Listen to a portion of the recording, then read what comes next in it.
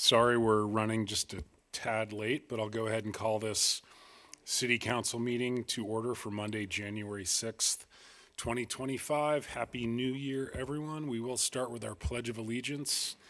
Carter, do you mind?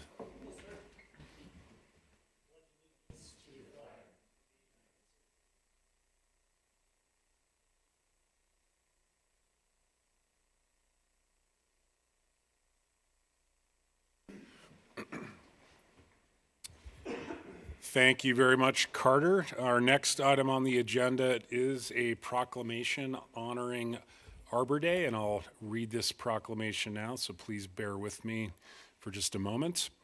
Whereas natural areas, trees, and landscapes provide not only community beautification, but also economic and environmental benefits, and whereas trees provide many benefits to the community, including air purification, windbreaks, noise reduction, shade, and energy savings. And whereas planting trees and maintaining older trees provides an opportunity for community interaction, volunteerism, economic development, and environmental conservation. And whereas our efforts to improve the environment benefit present as well as future generations. And whereas Arbor Day in Montana is officially the last Friday in April. Be it therefore resolved, I, John Molfeld, Mayor of Whitefish, Montana, do hereby proclaim Friday, April 25th as Arbor Day and encourage citizens to participate in appropriate activities and to take advantage of the benefits of the parks and other natural areas in our community. Thanks very much. With that said, we will move on to communications from the public. We do have 3 public hearings advertised for this evening, but if you're here to address the council, now would be your opportunity on items not advertised for a public hearing. Matt. Good, how are you? Good. Matt Lawrence from Montana Creative. I'm here for, I believe, item number 8, which is a Lakeshore Protection Permit application for 422 Dakota. So I'll be in the room. If you have any questions, I'm happy to answer them. Great, we'll call you up if we have any questions. Great, thanks a lot. Thanks, Matt. Further communications from the public? Michelle, anyone online? And just for the record, Giuseppe Caltabiano is joining us this evening remotely. Welcome, Giuseppe. Thank you, Mayor. We'll stay with the audience. Any volunteer board reports? Council? Steve? Something came up at our last community development board meeting, and it's about the amount of time that we've set aside for public input on the growth policy.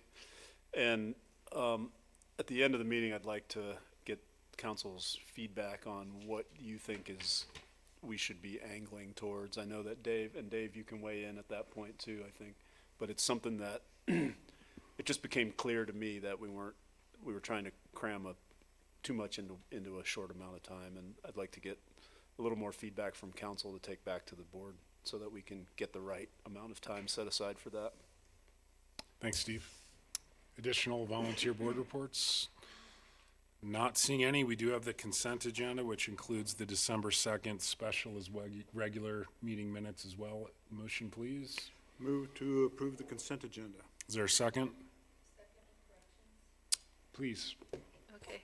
Sorry, Michelle, I didn't tell you these ahead of time, but on our work session in the minutes, it's the second paragraph, second line, and it should be a capitalized L-A-K-E. It's just a little L. And then in the regular minutes, it's page 4, second paragraph. I think the last line should read better your community, not bet your community. It was something Frank said about. I can tell you it was probably bet.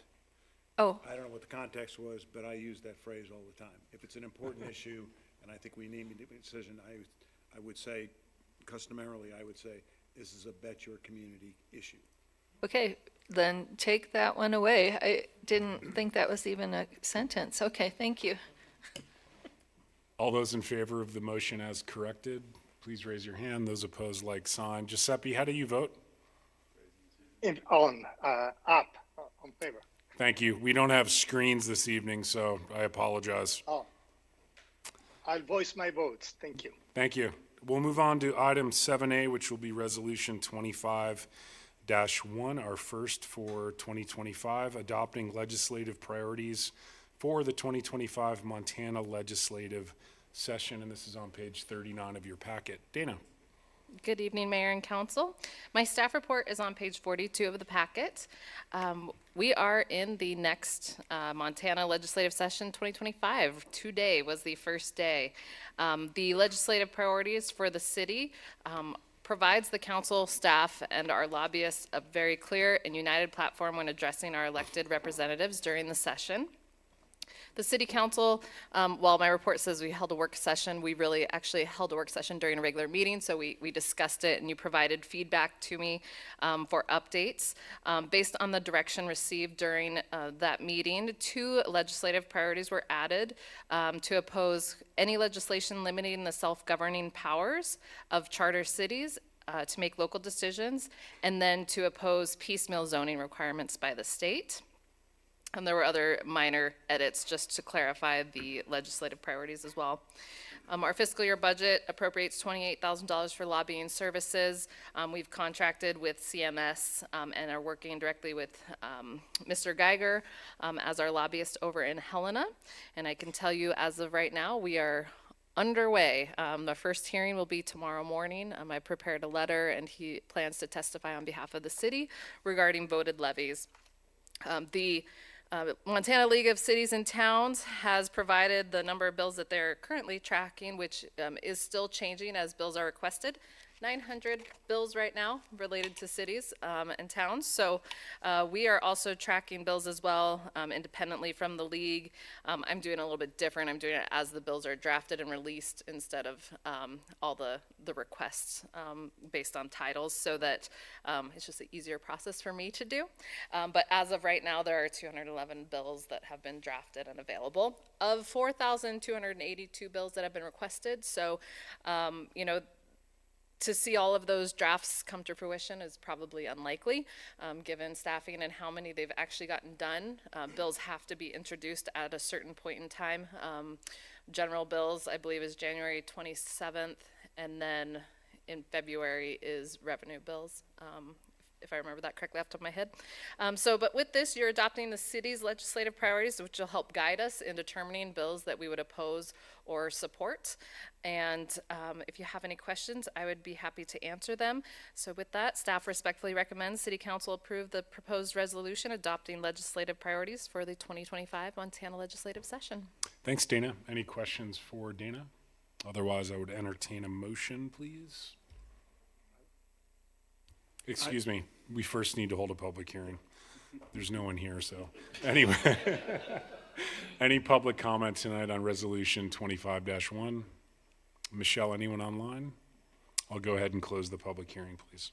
I will move to approve resolution number 2501, a resolution adopting our legislative priorities for the 2025 Montana legislative session. Is there a second? Seconded by Councilor Fury. Further discussion? Giuseppe, anything to add? Nothing to add. Ben?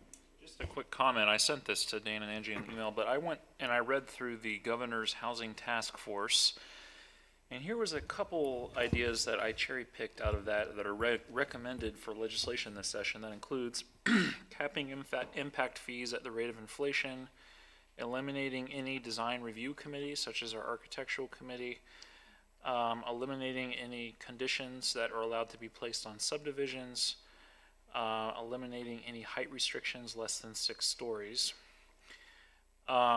These are all in the governor's housing task force. So anyway, I think our general opposition to some of those ideas should hopefully be covered in here, but I just wanted to let everybody know that those ideas, amongst other bad ideas, are out there. So Thank you, Ben. With that said, further discussion? All those in favor, please raise your hand. Those opposed, like sign. Giuseppe? Aye. Yes. And that motion does carry unanimously, which brings us to our first ordinance of 2025, which will be 25-1, an ordinance of the City Council of the City of Whitefish, Montana, amending 1-4-4 municipal infractions penalties of the Whitefish City Code. Angie? Good evening, Mayor and Council. This ordinance and the following one are what I would put under the canopy of housekeeping. So as you all probably know, a municipal infraction is a civil offense, and our code consistently provides that violations of our code is a municipal infraction. We have constantly done it through my office, but also Dana has the power to do it for resort tax. Dave has the power to do it for zoning infractions.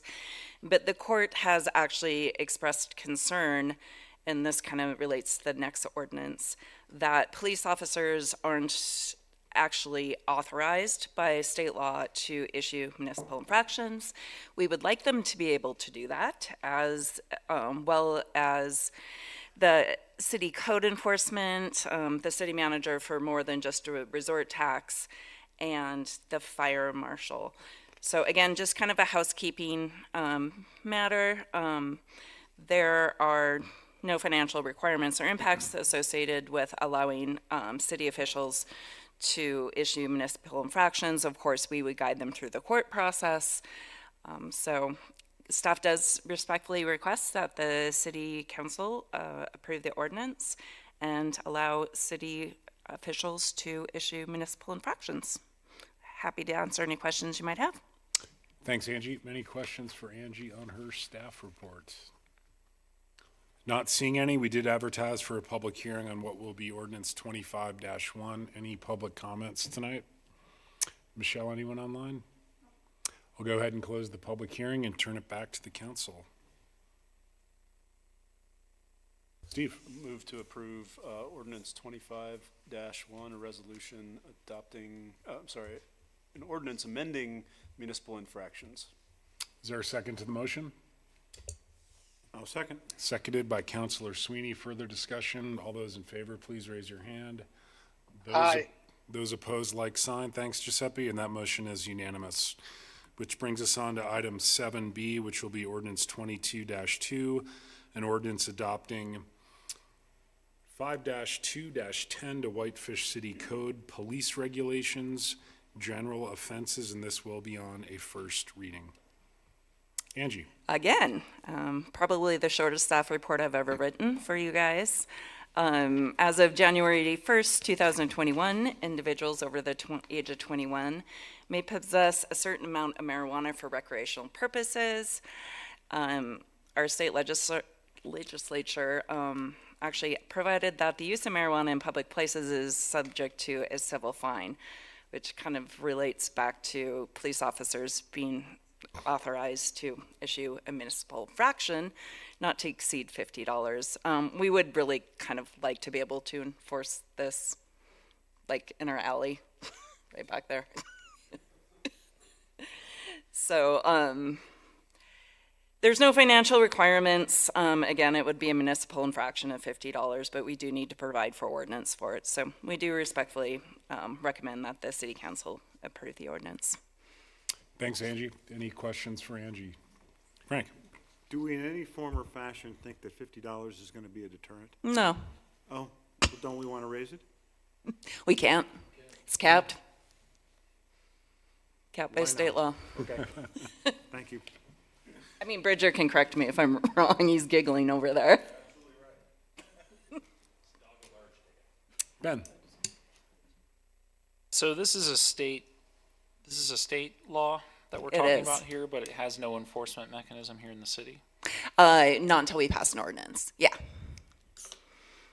So are we being asked as a policy matter if we feel folks should be permitted to utilize marijuana in public spaces? No, that's what we really don't want people to do. But unfortunately, the state has kind of hamstrung us as far as it's not a criminal violation. It's a civil violation, but we would at least like the right to, write a ticket. Yeah, but it has to, but the state has said that it is a civil violation. It is a You civil have violation. to- Yep. It is a civil violation. Yep. They specifically wrote that in state law. I mean, do you have any concerns about having laws that are, either difficult to enforce or ineffective to enforce or anything like that with something like this?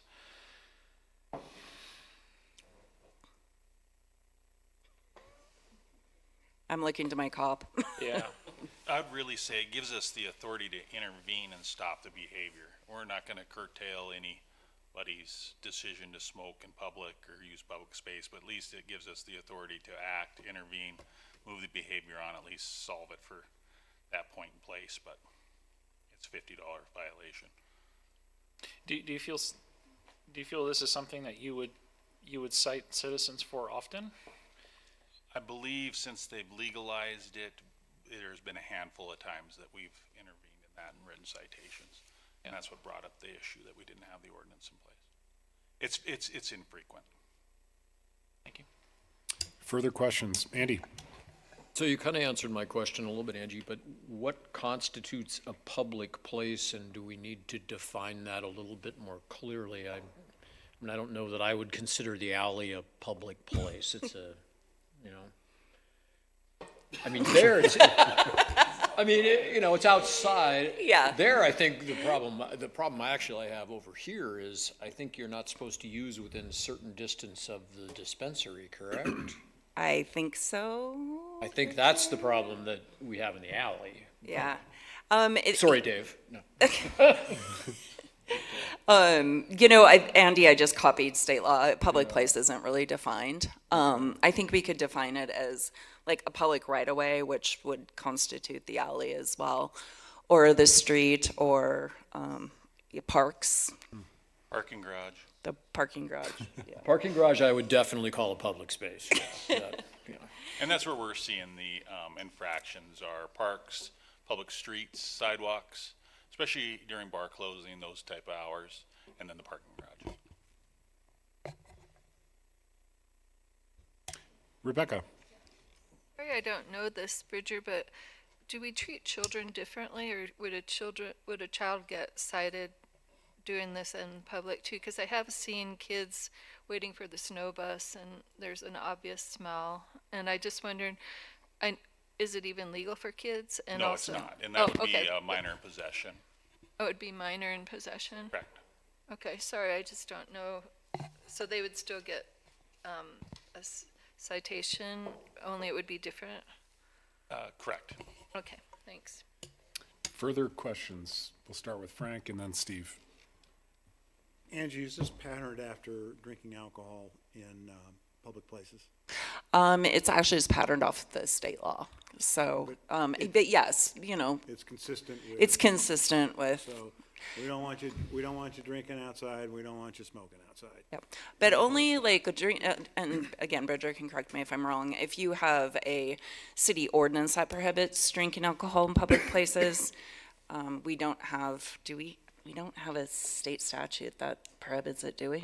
Correct. It's not prohibited by the state. It's up to each jurisdiction to enforce that or have an ordinance against it. So again, I don't think it's something that we're going to use a lot, but again, as Bridger said, it's a deterrent maybe to get people to move along and maybe not do it in public Good. Thank you. spaces. Sure. Steve? I don't disagree with any of this. I'm a little confused as to why we need this with regards to marijuana, but we wouldn't need to adopt an ordinance that allows the police to issue a citation for drinking in public as well. We have one. We have one. But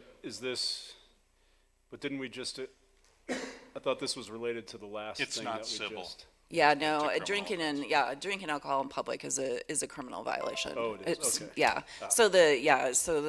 Again, the legislature has kind of made it clear that this is just civil. So we wanted to give the police, you know, a mechanism to enforce it in a civil way. Yeah, that explains it. Sorry, I didn't. Yeah, I no, didn't no understand worries. that part. Thank you.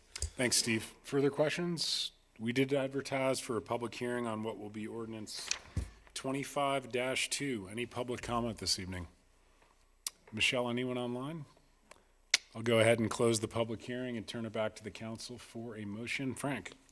I would move to approve ordinance number 2502, an ordinance adopting section 5-2-10 to the Whitefish City Code, Police Regulations, General Offenses.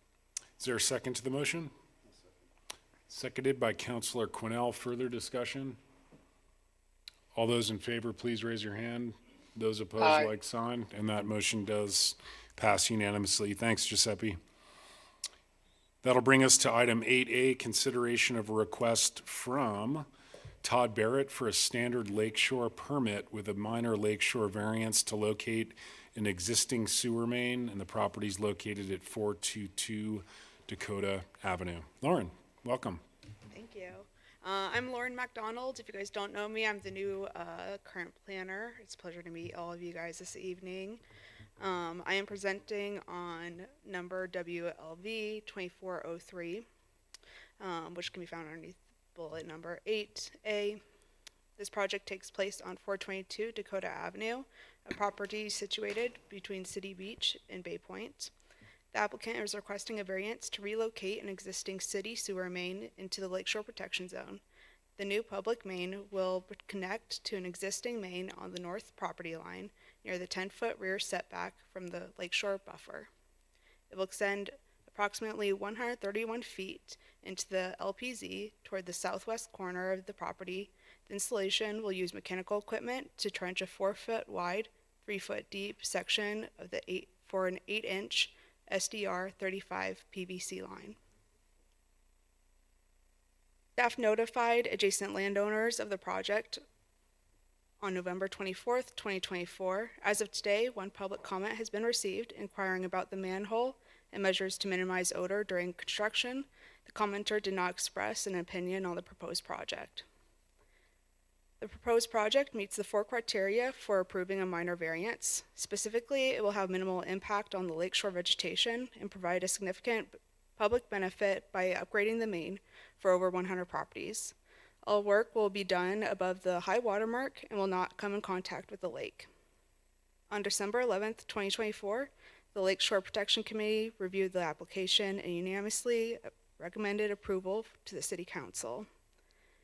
Staff and Lakeshore Committee members recommend 12 conditions to be issued with the permit if approved. Conditions 10 and 11 are specifically noted for this type of construction project. Number 10 details any piece of mechanical equipment operating in the Lakeshore Protection Zone must have available on hand a hazardous materials kit to immediately address any leaks of fuel, oil, hydraulic fluid, or any other types of spills or contaminants. Number 11 details the use of mechanical equipment in the Lakeshore Protection Zone is permitted only during low water, which is from August 15th to April 15th. Do you guys have any questions for me? Questions for Lauren? We'll start with Ben. Not for Lauren, but if you wouldn't mind, Craig, I'd love your thoughts on this. Yeah, so this is an existing sanitary sewer that needs to be relocated in order to accommodate a building project on the lake. This is a unique property because it has public sewer main on 3 sides of the property, and only 2 of them are currently within easement. So this current section of sewer main is not within an easement and is under a deck.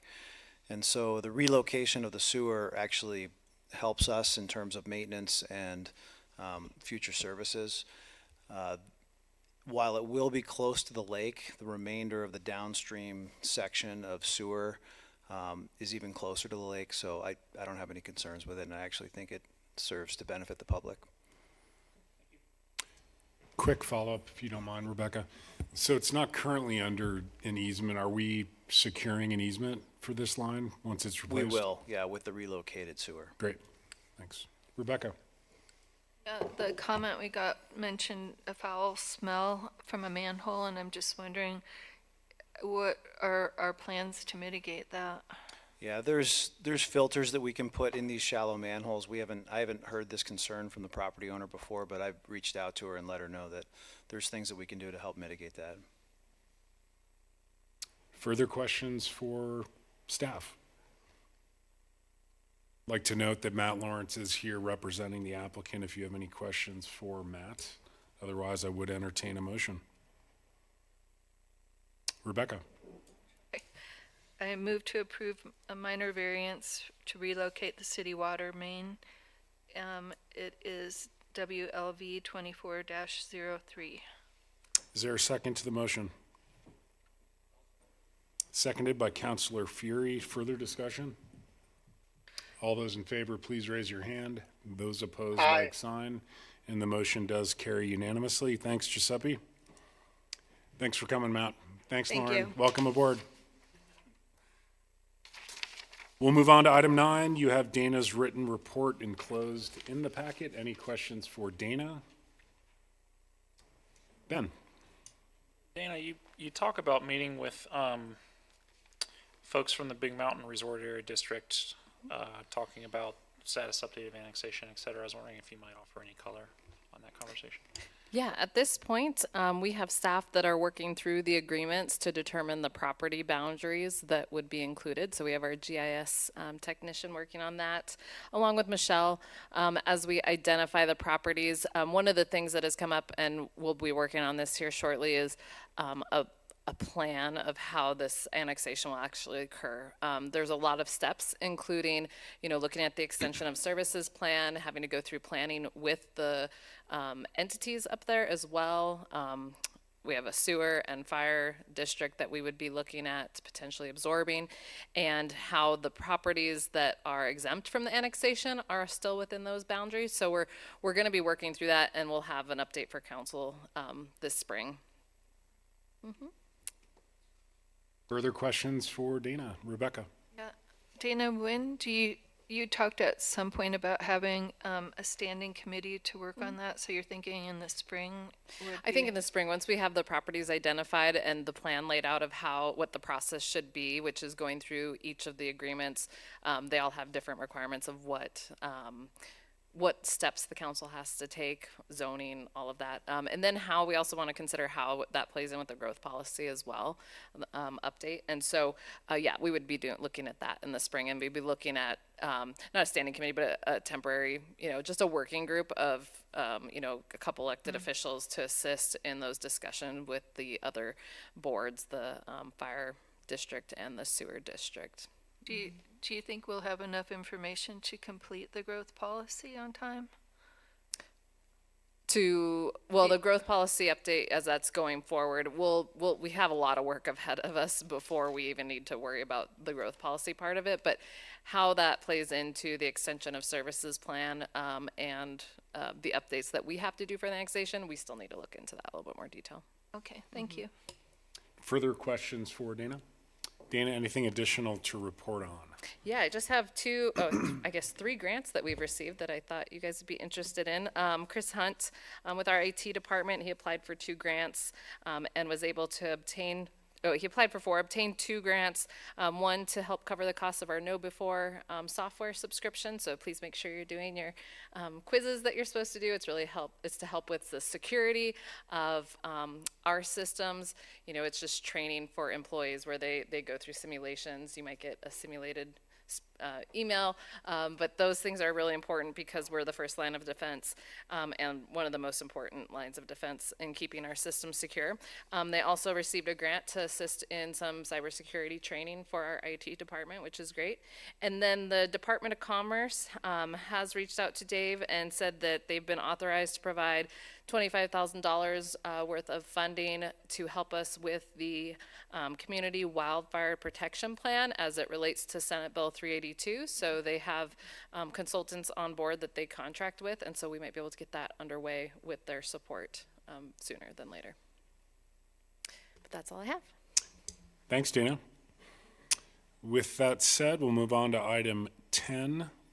We have a letter from Marty Brandt. Any comments on the letter? I guess I'll just comment that kids are always welcome, and they're welcome to hang out in chambers or the work session room, and certainly we do provide online participation at both the council meetings as well as the community development board. So if you don't mind just reaching back out to Marty if you haven't already, that would be great. Michelle already updated on the remote options. Great, thanks, Michelle. Secondly, we did make 2 appointments this afternoon. One was for Mallory Phillips to the Community Development Board, and the second to our County Health Board. Grant Hughes is the incumbent, so congrats to both of those individuals. With that said, we'll move to councilor comments, and perhaps tonight we'll start with Steve. Thanks, John. First of all, I want to wish everyone a happy new year and hope you all had a wonderful holiday season. Was bittersweet as always because kids come for home for a little while and then they have to go back to their lives that are elsewhere at this point. The other thing, quick shout out to the Glacier Nordic Club for getting the golf course open-ish finally on Sunday. I got to ski over there Sunday, and I was like one of 4 people out there, but it was great. And they've been working hard, and finally we got just enough snow to ski out there. And then finally, the last thing I just want to talk about is I'm just looking for a little direction or a little guidance from the council on public participation during the growth policy update that we're working on right now, because the way we have had it set up is we were starting at 5 o'clock before our 6 o'clock meeting, our 6 o'clock general meeting, and only reserving an hour to go through a section of the updates as they kind of leak out, or not leak's not a good word, but as they become official from Alan, and it's just not providing enough time. And I'm wondering, I just would like some guidance from you all about how, maybe just some ideas about what we might consider. My thought was to have a separate meeting aside from from the Community Development Board meeting once a month on top of our regular meeting that is unbounded, because we're not able to get through the information in 1 hour for sure. So if you have any thoughts, I'd be happy to hear them, and it doesn't have to be tonight, but if you can send them to me. And then Dave is also working on it, and we're going to be taking this up at our next Community Development Board meeting as to how we're going to proceed, because became clear at the last meeting to me that we're just trying to pack too much into a very short amount of time, and it's not efficient, it's not effective, and it feels like we're rushing things with the community participation part of it, and we certainly don't want to do that right now. So if you have thoughts, I'd appreciate if you would send them to me, if you have some ideas, and if you'd want to fill in any times on that board, it might be I think it also might be a good thing for all of us to take a turn on that board, just to see how things are going with the growth policy. Thanks, Steve. Frank? Nothing this evening, thanks. Thank you, Frank. Ben? No comments from me, thank you. Thanks, Ben. Rebecca?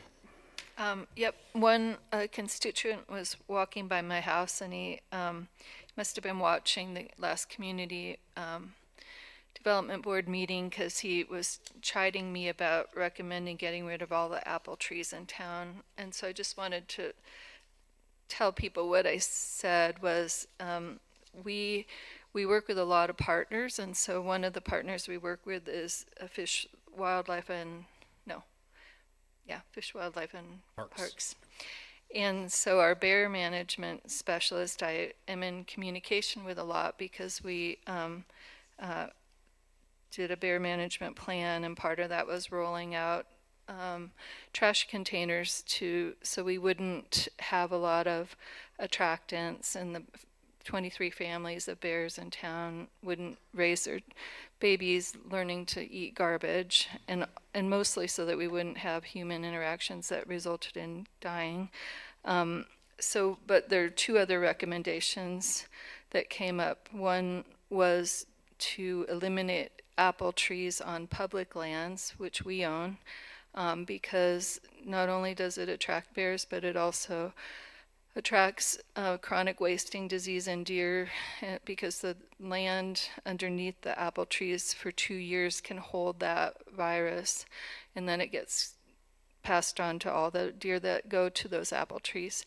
We have a gleaning program now, and so we haven't moved forward with that, but I do always try to bring up ideas, because I've realized after being up here, some things take years, if not 20 years, to actually get implemented. And so if I feel like it's the right decision eventually, like Glacier Park actually had to take out all of their apple trees around Lake McDonald for this reason 25 years ago, because the number of humans that were coming were becoming a problem with bear interactions. So that was one thing that was recommended, and the other thing was to remove bird feeders during the spring and summer months from people's homes, because the birds have plenty to eat, squirrels have plenty to eat, and those also attract bears to a person's decks and yards and things like that. So I just wanted to tell the public why I said that. They're not my ideas, but I do feel like we have a responsibility to work with the experts that are helping us manage our environment safely.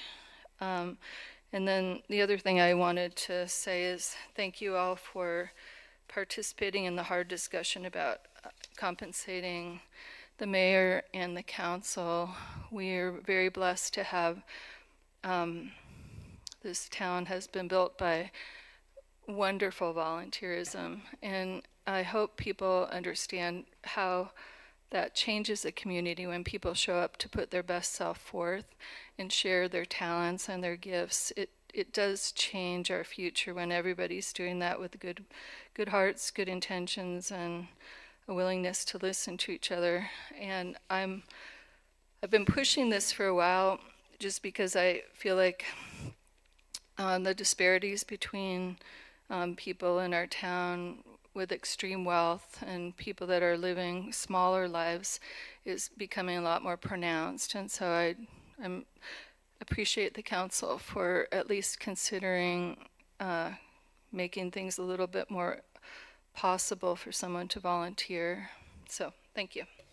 Thanks, Rebecca. Andy? Only one comment. Happy New Year to all. Thank you, Andy. And finally, Giuseppe, any comments tonight? The Happy New Year was already taken, so I congratulate Mallory and Grant for their appointments. All the best volunteering on these boards. And thank you all for your patience with me remotely. Thanks, Giuseppe, for attending remotely. I know it's challenging at best. I've just would like to give a big shout out to Public Works. I think you guys have been doing an exceptional job with street maintenance and plowing this winter, and as you did last winter. It's a notable difference from past years, Craig, so if you don't mind passing that along to your crew and your staff, I think the whole entire council and the town appreciates the extra effort you guys are putting forward, so thanks very much. Yep. Dana, anything further from staff? On that note, we are adjourned. Thank you.